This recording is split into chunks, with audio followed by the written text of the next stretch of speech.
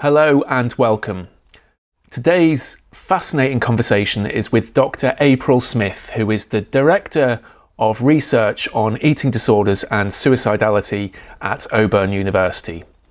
April shares with us what she has learned about the varying degrees with which people are aware of and are connected to feelings in their body, and how this relates to eating disorders and the capability to attempt suicide. There are so many insights from April's research in this interview, but what I found most inspiring was what she shared about her experience of becoming a mother as she watched her son relish with wonder and awe as he learned to use his body in new ways, such as learning to hop. And from this, April gives us all an invitation to rekindle a playful and joyful relationship with our bodies.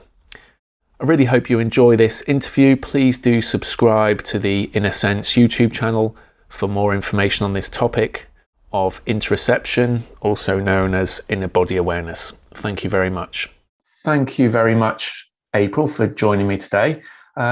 Could we start by hearing a little bit about your background and how you ended up at Auburn University studying the relationship between interoception and suicide-related deaths? Sure. Well, thank you so much for having me. It's really a pleasure to be talking with you about a topic that I think is near and dear to both of our hearts. And so in terms of how I got to Auburn, studying this connection between interoception and suicide, it's a little bit of a longer story, if you don't mind. Of course. Feel free to edit me down. But I started out my graduate work at Florida State University with Thomas Joyner, and he is a leading expert in suicide. However, as a graduate student, I was really interested in eating disorders. But I found myself in this interesting position of being an eating disorder researcher in a suicide lab. And so because of that, it's kind of, I think, serendipitous. I started to become really aware of the high rates of self-injury, including suicidal ideation, non-suicidal self-injury, suicide attempts, and death that occur in people with eating disorders. And at the time, 15 or so years ago, that was really surprising to me. I didn't realize that there was this elevated rate of suicidality in people with eating disorders. And I got really interested in that. What is it perhaps about having an eating disorder that may confer this risk for, more self-injury or suicide attempt or, perhaps even suicide death. And so I became really interested in just trying to understand risk factors that could basically, increase somebody's likelihood of engaging in eating disorder behavior, but also suicidal behavior. So really trying to find things that could connect eating disorders to suicide. And did a lot of work looking at various risk factors. And it's funny because even at the time, because of my eating disorder work, I was really aware of interoception and this idea that interoception is linked to eating disorders. Of course, the idea being that if you're out of touch with your hunger sensations or your fullness sensations, that could facilitate restrictive eating or binge eating. So It's like one part of me knew that, but the connection to suicide really didn't come until several years later when I was reading some theoretical work by Jennifer Muhlenkamp. And she really talked about this idea of low body regard and how it might be related to suicidality. And in her conception of low body regard, she introduced interoception and really talked about how it may be that people who, think of their bodies very negatively or are kind of disconnected from them could actually be more able to harm them. And to me, that was such an interesting idea, something that I saw clinically in people with eating disorders all the time, that disregard and disconnection from the body. And so it really made sense to me that, this could be something that would actually link or, facilitate self-injury and suicidal behavior. And so, of course, being a researcher, I went to the literature and tried to find more about this possible connection between interoception and suicide. But at the time, 6-ish years ago, there wasn't anything. There was just kind of this more theoretical work. And so that really inspired my lab to, I think, do one of the first studies actually looking at interoception in people with different suicide histories. And so basically we were able to get data from clinical outpatients and sort of classify people who had no suicide histories, people who had thought about suicide, and then people who had actually made a suicide attempt. And we speculated that if this idea that, low interoception could facilitate self-injurious behaviors, we would see that the suicide attempters had the worst interoception.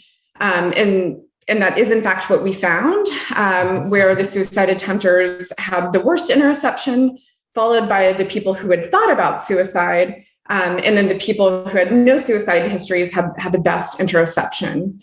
And so, that was kind of some preliminary, evidence. But of course, as scientists, we like to replicate the findings. And so we actually replicated that finding in a separate sample. And with that separate sample, we actually found that people who had attempted more recently had the worst interoceptive deficits. And so that was really, really intriguing to me, because I think historically we've thought about interoception as this more trait-like quality, something that you kind of have or you don't. But, these data that we saw where interoception was most disturbed around the time of an attempt and actually kind of improved over time, to us suggested, well, maybe this is something that, gets worse in some people. And if it can get worse in some people, maybe it could get better. And so, in the intervening years, we've actually replicated that general finding that people with more self-injury, more suicide attempts have greater interoceptive deficits in a number of different samples. Clinical samples, people with eating disorders, military service members. And so it now is something, we feel pretty good about. And, kind of, again, given this idea that maybe it is a modifiable factor that's leading to suicide, that's where I got really passionate about thinking about intervention and could we do something to improve interoception? Wonderful. That's so fascinating. And this idea of low self-regard or of the body raises so many questions. I want to refrain from firing them all at you straight away, but hopefully throughout this conversation, then some of those will emerge. Especially, this chicken and egg kind of question of, is it something about the progression of someone's condition leading to suicidal thoughts or the act that dampens down the interoception? Or is it that the interoception is dampened down, so therefore they're more likely to consider this path or this route? So I don't expect you to answer that now or share your thoughts, but maybe during this conversation we can touch on that. But I'm really intrigued, first of all, to know if you have, from everything you've learned about interoception and body awareness during your research, has this impacted your life in any way? And has it given, have you got any stories to share or insights about how it's helped your life or helped you view the human condition differently? Yes, absolutely. It's really been a pretty remarkable and rejuvenating kind of part of my academic career to find this connection to the research. And it's interesting because when I was preparing for this interview with you and kind of reflecting on some of the research that we've done, it occurred to me that actually I was getting into this field, the interoception field, right as I was pregnant. And I actually think pregnant with my first child. And I actually do think that like becoming pregnant and becoming a mom had this like really transformative experience on how I view my body. And then it didn't occur to me until kind of today, you know, and preparing for this, like, oh, and also at the same time, I was learning about interoception. So again, the chicken and egg thing, I don't really know, but they were kind of happening at the same time. And certainly, I think, you know, being a mom is a transformative experience for a lot of reasons, but, you know, actually, you know, having this, you know, very, very acute awareness that I was growing another person inside of me, you know, really led me to become a lot more invested in how I was treating my body and, you know, really trying to, you know, be aware. Can I feel kicks and movements, or, you know, was I feeling sick and did I need to get, you know, myself checked out because, you know, now my health was so intimately tied to this other person's health.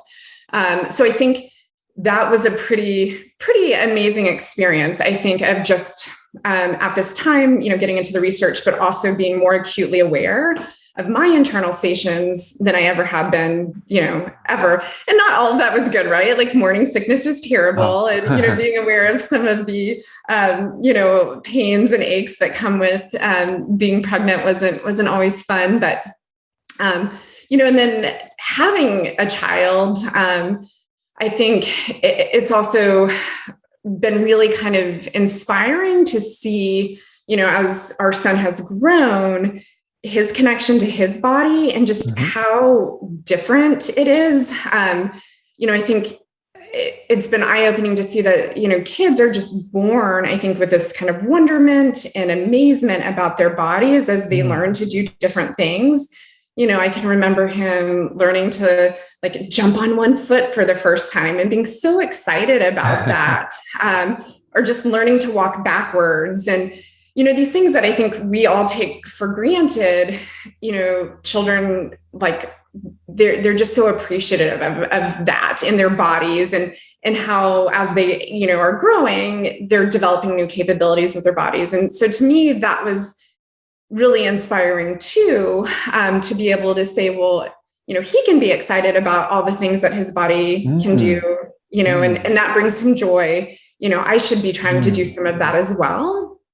And then I think too, you know, just the importance of being able to model that, respect of, you know, my body and other people's bodies also became really important, you know, in having children and wanting them to, you know, see that I really value and respect my own body and other people's bodies. And, you know, and so that's led, I think, us to do more check-ins with our kids about, well, not, we have a baby, so we're not quite there with her yet, but, you know, talking with our son, just about how bodies are different and that's great. And they can do different things, and, you know, trying to check in with him, you know, about what he's feeling inside and not just, you know, emotions, but, you know, really what's going on inside him. And, you know, also even at the dinner time, you know, trying to get him to check in about hunger and fullness cues, things like that. So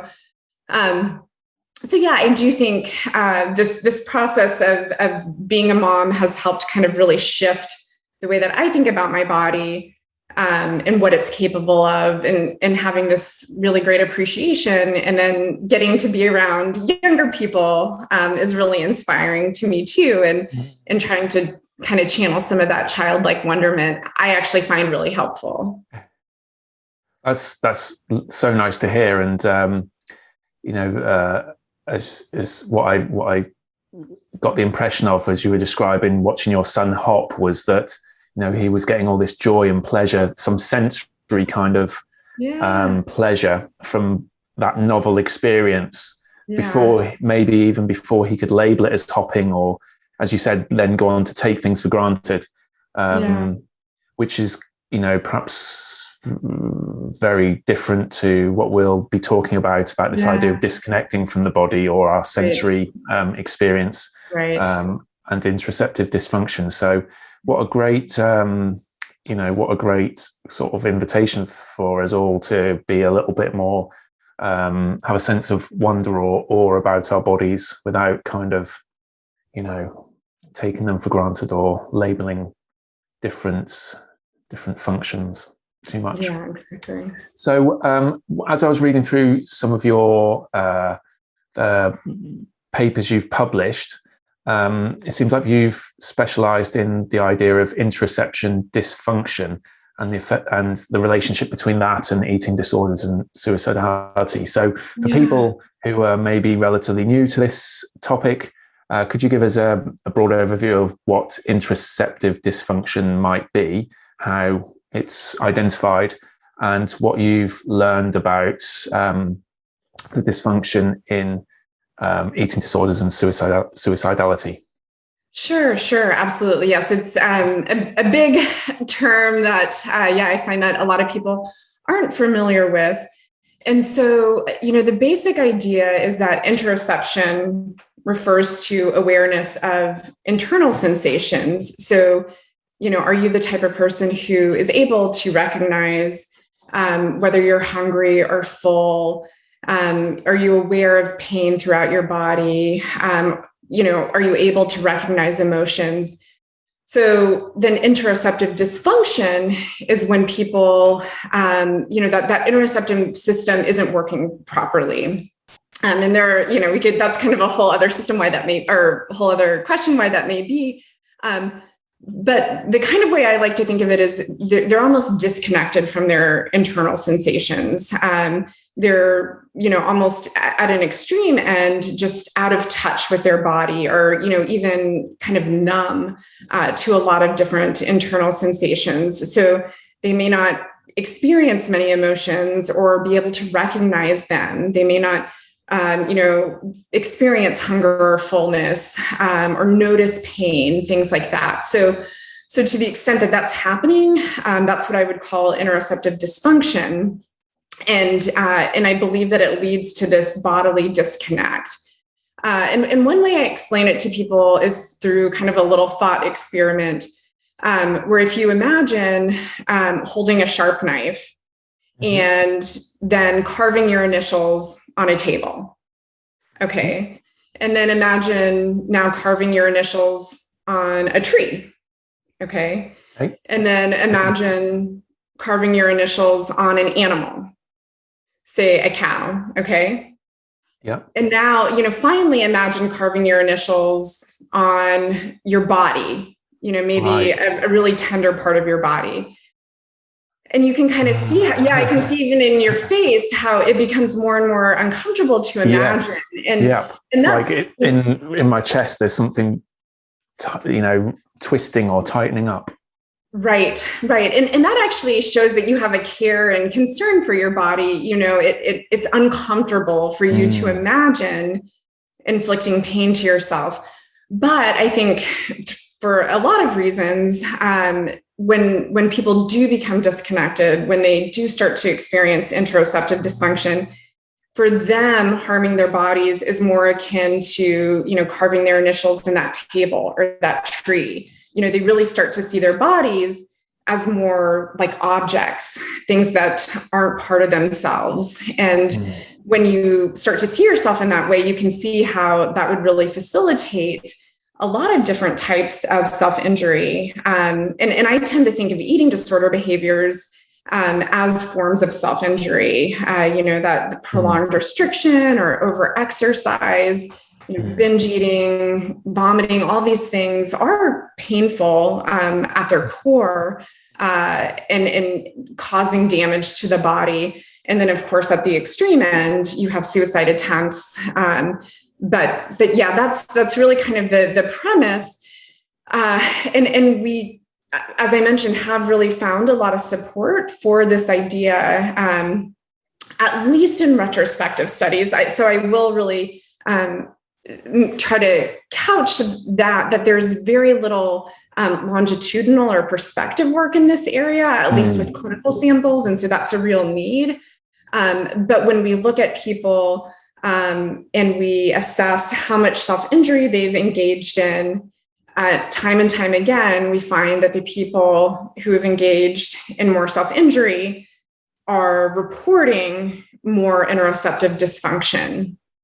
And the way that we typically measure interoceptive dysfunction, you mentioned the MAIA. Yep. And so we oftentimes use a self-report scale that taps a number of different domains of kind of connection to the body, awareness of various sensations.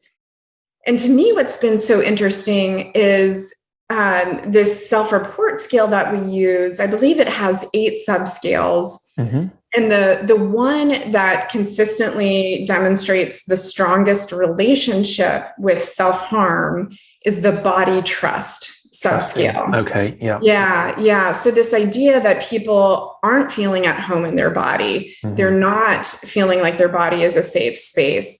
They're not trusting their body sensations. And so again, to me, that leads a lot of credence to this idea that to the extent that you become disconnected from internal sensations, you start to see your body as kind of object or other and untrustworthy.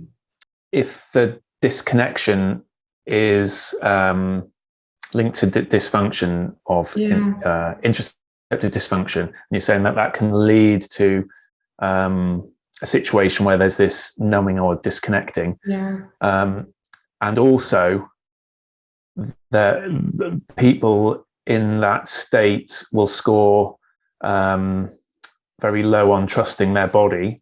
Exactly. Have you thought about groups of people who suffer from chronic pain? Because I believe that they would also score low on trusting their body, but for them, they may not be numb. They, because they're in pain, or would you say that is another type of body disconnection, in that they've got to the point where their body's screaming out in pain, right? But earlier on, there wasn't this connection. Have you got any thoughts about that? Yeah, it's a great question, and I think a population that I would be really interested in studying, because we do know that people who suffer from chronic pain also tend to have higher rates of suicidal ideation and even death. And, so I think, to the extent that they may start to believe that their bodies aren't trustworthy. And again, it's such an interesting thing that I haven't quite worked out yet either. This difference between what you're feeling in your body or not feeling and how you're appraising it or interpreting it. And so I think those are 2 really important pieces of this risk. And so somebody with chronic pain, they actually are sensing things from their bodies, perhaps, but then they might start to really appraise, this in a problematic way, like this pain will never end, or it's going to continue to increase, or, it's not going to allow me to do anything else, important. And so then it may start to be those appraisals that actually become more linked to the psychopathology. So this is something we're really interested in kind of understanding the actual physiological sensations, but also people's interpretations of those and how concordant they are or how mismatched they are. And then how does that factor in? Yeah. So it sounds like, there's still a lot of work to be done on the mechanism and the direction of these feedback or feed forward, or these positive or negative loops of talk between appraisal and what is actually being experienced. And that's, to me, one of the reasons why this field is so exciting is I think it has led to a lot of really great insights, but there is still so much that we don't understand, and that I'm hoping, people like yourself and, others, as they learn about this, we can, come together and start to answer some of these really important questions. Yeah. Do you have any, well, excuse the pun, gut feelings on, even though, it hasn't all been figured out yet, but where the boundary might be between fluctuate, I guess all of our interoceptive awareness fluctuates for various different reasons all of the time, but from when it gets to a point where someone might be categorized as having disconnected from their body, what might be going on with that? Is it more that they it's the stimulus is changing, so they're more aware of stuff outside of their body, or their attention is more focused on outside of the body? Or is it that the stimulus is, there's something wrong, actually maybe something neurological wrong, so that the brain isn't receiving input from the body? Do you have any thoughts on that?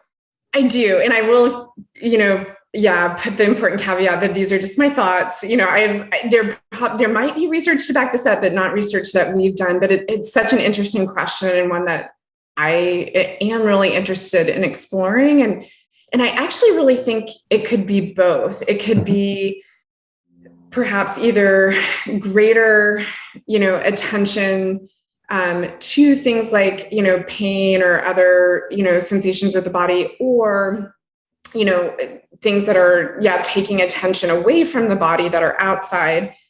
And the way that I kind of think of it is, I think anything that could lead an individual to start to question their internal experiences and adopt an observer perspective of their body could be problematic for interoception. So, and I've started to think a lot about just how culture is involved in that too, right? So we know that in Western society, there's a really unfortunate history of objectifying women.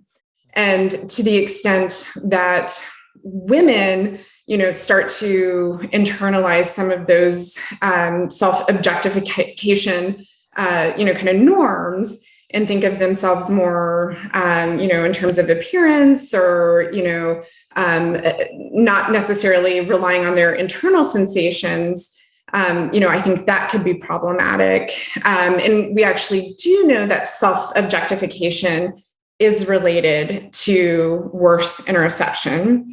But then, there are issues for men in our culture too, right? Because there's such a socialized norm of repressing emotions, or, not expressing them. And then to the extent that that's internalized and men become disconnected from their emotions, that could really, I think, impact their interoceptive abilities, and then too, we have kind of this greater cultural shift of being online all the time.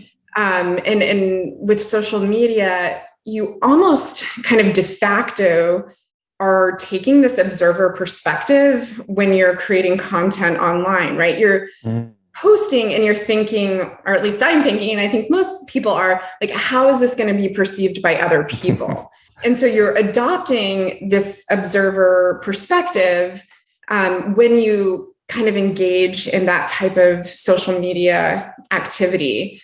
And so I do worry about that, to the extent that there is this kind of various cultural shifts that are leading people to kind of step out of themselves and think about themselves from an observer perspective, because I think that's at odds with being connected to internal experiences. So it's kind of a longer answer of, perhaps either, but anything, I think that really leads you to say, is what I'm feeling real or true? Maybe in the case of, chronic pain, or even just, things that we pick up from our culture that are leading us to, rather than see ourselves as ourselves, think about ourselves, as other people see us. Right. Yeah. Yeah. And as you're saying that, it's bringing back some of the conversations I've had with Dr. Jenny Murphy and Jane Aspel on empathy. So, if evolution has given us a way to adopt this perspective of, the observer perspective, or even in the case of empathy, the perspective of another person. And I heard someone the other day, I think it might have been, I don't know if you've heard of a guy called John Vervaeke. No, so he's a neuroscientist, and he's got a big background in body focus. He teaches mindfulness and not qigong, some kind of very centered body focused practice. But he was sort of saying that for effective communication and for communities and families and groups to build in a healthy way, then there does need to be this like transitioning in and out of, okay, this is how I see the other person. This is how the other person might view me. And to be able to kind of, that's how bonds are formed in a way. Yeah. But from what I'm hearing you say is that if it goes too far in one direction, or the observer, or this ability to kind of take my awareness out of my body and put it onto something else, if that persists for too long, then it may be a problem. So, and go ahead. Go on. No, you go ahead. I mean, and that's where I think it is, again, interesting and complicated, where certainly I think it's important to be able to step outside of yourself and adopt that observer perspective, as you mentioned, to develop empathy, to be able to understand what other people are thinking. And at times, even I think about my work with the military. I think there certainly are going to be times when it would be adaptive if you're on a mission, potentially to really try to tune out emotions and other bodily sensations so that you can focus on the objective. I also am really interested in athletes, in elite athletes. And I think they have this, great ability to be able to actually kind of switch between states, listen to their bodies perhaps when they're training, but then when they're competing, they have the ability, I think, to really kind of tune out, pain sensations to kind of push on and meet their goals. And so I think it certainly can be adaptive, even if I'm, giving a talk or something, it wouldn't be helpful for me to be focused on my anxiety or the fact that I'm like sweating profusely. It actually in that moment would be good for me to not pay attention to those internal sensations. But yes, exactly as you mentioned, I think it just becomes problematic if you stay in that tuned out space for too long. And so certainly I think being able to inhabit both spaces is important. And I don't know the optimal amount at this point. I think that's likely an open question, and also going to vary, based on the person and the situation. But yeah, I think overall, if you spend too much time in that observer state, or being disconnected from your internal sensations, that's likely not going to be good overall. Yeah. And I guess the more we learn about this, how it can work in a beneficial way or a problematic way, it might help with some of the practices and therapies that encourage dropping into all of these states. So right. Some meditative practices.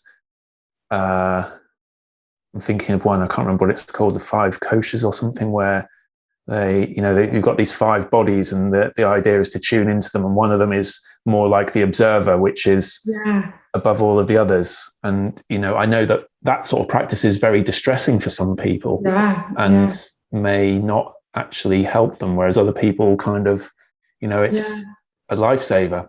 Right.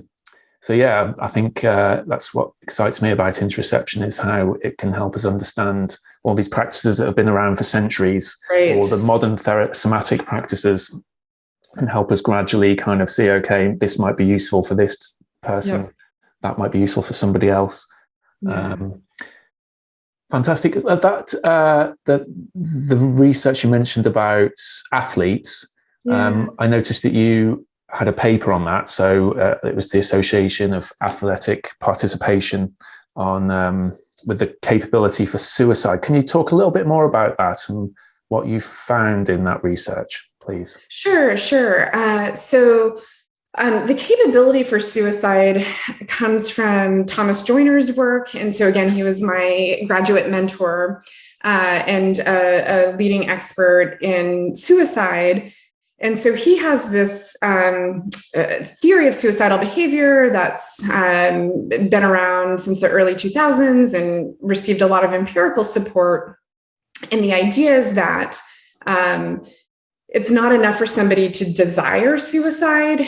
They also have to have the capability to make a lethal attempt. And it's this idea that evolution has seen to it that for most of us, we're scared of dying. We want to avoid things that could cause us harm. And so to be able to make a suicide attempt, Thomas Joyner actually holds that you need to have this capability. You need to have a fearlessness about death and suicide, and also pain tolerance to allow you to make this act. And so that's really what the capability is about. And the really kind of novel piece of his theory is that capability. And again, a lot of research supports that there is kind of this difference between or needing that capability piece in order for a suicidal attempt to occur. And so, yeah, given that I have had some additional interest in exercise and with exercise, again, it's this construct that I think on the whole is so beneficial and has so many wonderful positive health outcomes associated with it. But then, I've gotten to see exercise in eating disorder populations where it goes to the extreme and people get really hurt or they become really injured, or becomes really pathological. And so I think part of that, it drove this paper. And then also I was working with two really lovely undergraduate students who were both student athletes. And so they were in the lab and knew a lot about the theory. And we started to wonder, it's like, okay, on the one hand, I think sports participation is probably fantastic for mental health and a lot of outcomes, but could there be this problem where, to the extent that you're involved in sports that are causing bodily injury, might that elevate your pain tolerance or your fearlessness about death? And so they were really interested in understanding that. And because they were both student athletes, they were able to get a pretty large sample of student athletes. And then we were able to compare the student athletes, to people who weren't athletes. And then within the athlete group, we were also able to look at folks who were in more contact sports and sustaining injuries, things like hockey or football, versus lower contact type of sports. And basically what they found was that athletes did have this greater capability for suicide relative to non-athletes. And they also found that the number of injuries you had was related to greater capacity for suicide or capability for suicide. How is the capability measured?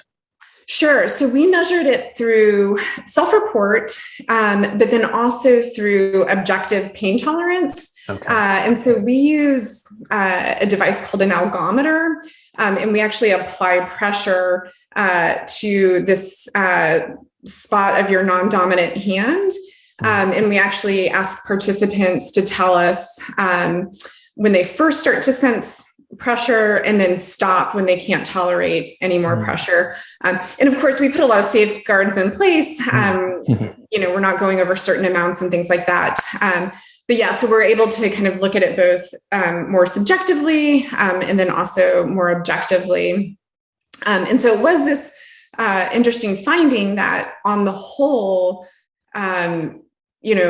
athletes, especially athletes who are sustaining a lot of injuries, do tend to have this, greater pain tolerance and also a greater fearlessness about death. And I think it's important to note, though, that in and of itself isn't necessarily a problem. It's only if they have that and they start to desire suicide. And by and large, I think, again, athletic participation is going to buffer from that suicidal desire because, people are part of a group. There's a camaraderie, there are a lot of positive things that are likely going to keep people from desiring suicide.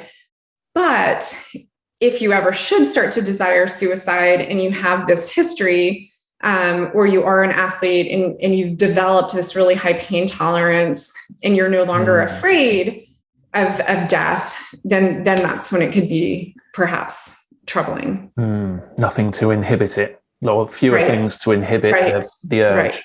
Yeah. I don't know if you come across the idea of hormesis, where a small dose of a stressor can lead to these adaptive changes which make people more resilient to stress in the future. So, sports is one example, or exercise. So, that it improves people's cardiovascular ability. But there's this idea with food, various different food compounds as well. So many things in life, they're a blessing and a curse, or there's a double-edged sword. Right. So many Exactly. So where do you see, this has been so interesting, and I really appreciate your openness to sharing what you've learned. And also, I know it's hard in academia to give your own opinions, and you've been very generous with that as well. Yes. So where do you see your research heading during the next few years, or where do you hope it heads? Yeah. It's again, I'm really excited by it. So we're really interested right now in working to develop interventions to improve interoception. And so that's definitely something that I hope to be working on. We're working on it currently and hope to kind of continue refining that portion of our research. So we're actually right now developing an online 4-session interoceptive awareness training that we call Reconnecting to Internal Sensations and Experiences.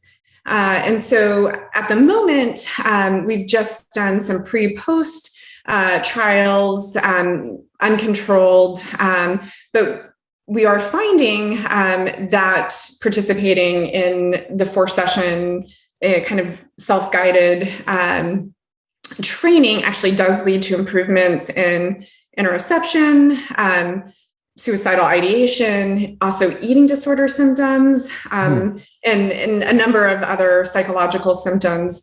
And so we've now replicated those findings in 2 uncontrolled pre-post trials. And currently, we're actually testing that intervention in a large military sample. And that is a randomized controlled trial. So we just finished collecting those data. So, definitely we can stay tuned to seeing, if these results continue to hold against a control. And if they don't, I'm trying to not be too disappointed or steel myself for that, because again, I think there's a lot to do in terms of, developing a good intervention for people. And also there was something you mentioned too, that we think a lot about in our lab, that there are these different components to interoception. And so I think a lot about being able to match the training to what people need. And so you might not be completely out of touch with all your internal sensations. maybe you're really out of touch with your gut sensations, or maybe somebody else is really out of touch with their emotion sensations. But, another person has a lot of trouble interpreting pain sensations. And so again, I think to the extent that we could, target these different parts of interoception on a more individualized level, that's something we're really excited about. And then, as I also mentioned, something that I've been thinking a lot about, and we're actually starting to delve into a little bit, is this idea of how the cultural context may impact our awareness of our internal sensations, and in turn, our interoceptive abilities and potentially downstream psychological outcomes. And so one thing we're starting to do some work on, and this is with some collaborators, Jonathan Kunzman and his graduate student, Kyle Benbow, and my graduate student, Shruti Kinkle-Ram. So I want to make sure to give them credit for I think, this really important direction where they're interested in looking at experiences of discrimination and stigma and invalidation, and how, to the extent that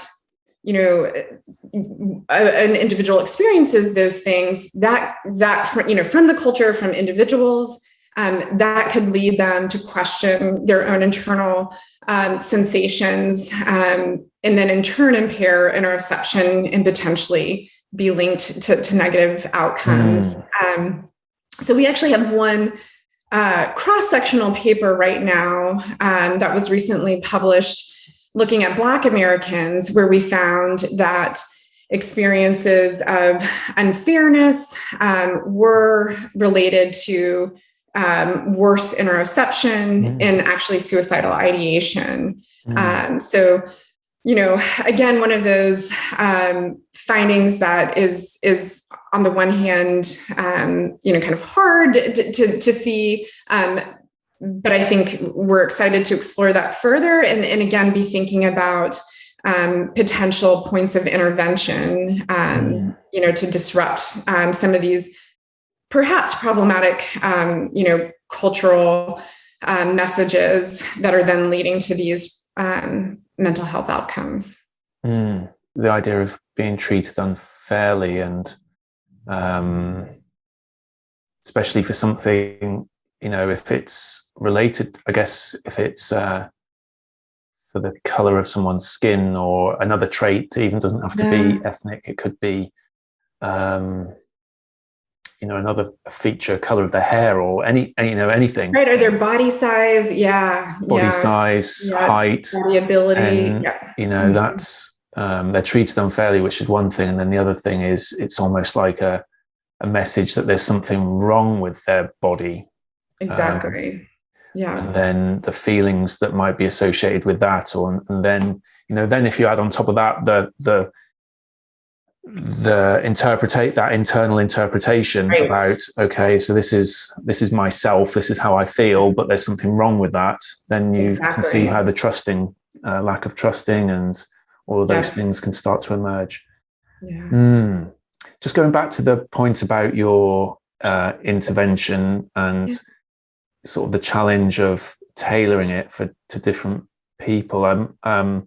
I struggled with that as well when creating our 8-week program, because my experience of body-focused therapies one-to-one with people, somatic experiencing or body psychotherapy, is that it is very much tailored, and it's almost like a mentoring or a coaching process. So the individual identifies what what their goal is, or what the obstacle is that they're facing, and then the conversation around the body is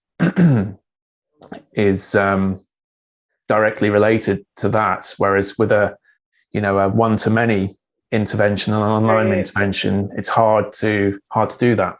And I found a few workarounds for our program. But maybe some other time it'd be good to speak about. Yes, I would love to, because it sounds like we're doing a lot of similar work and have similar interests, and I'm very much a proponent of team science, and we get further working together and sharing these ideas. So I'd love to hear more about that. Great. Thank you. I'm aware we've just gone over the hour, so thank you so much for your time. Yeah. And before we go, is there anything else you'd like to say? And also, where can people find out more about your work? Sure. So again, thank you so much for the time. It was really a pleasure to get to talk about this. And, I think one thing that hopefully came through today is, I really encourage people to the extent that they can, try to channel their inner child and, cultivate some of that wonderment about their bodies and, kind of awe about some of the wonderful things that their bodies can do, just getting them through the day. And I think that could be helpful in improving some outcomes. And I also am just extremely grateful to my graduate students, without whom none of this work would be possible. And then finally, given that we have been talking about suicide, I also want folks to know that there are a number of excellent resources out there if they are struggling with suicidal thoughts. For example, in America, at least, there is 1-800-273-TALK, which is our National Suicide Prevention Lifeline. And we also have a crisis text line that's 741-741. And so I do apologize. I don't know what the resource is in the UK, but perhaps that's something that we could link to. Yes, we can add links to those. So we've got the US and the UK in the description for this video. Thank you so much, April. And I wish you all the very best success with your research, and I'd love to connect again in the future to talk about, it's because it feels very much there's so few people developing these interventions. I know there's Sarah Garfinkel in the UK working on autism and anxiety and interoception. And a few others that I've seen, but it seemed quite a small. It is. Yeah. No, just before we go, are you familiar with Jessica Ayeva's work? No, I don't think so. So she's in Scandinavia. I'm not sure. I think maybe the Netherlands, but she does a lot of work with body functionality and more body image and body satisfaction, but we've actually adapted some of her body functionality interventions for our own intervention.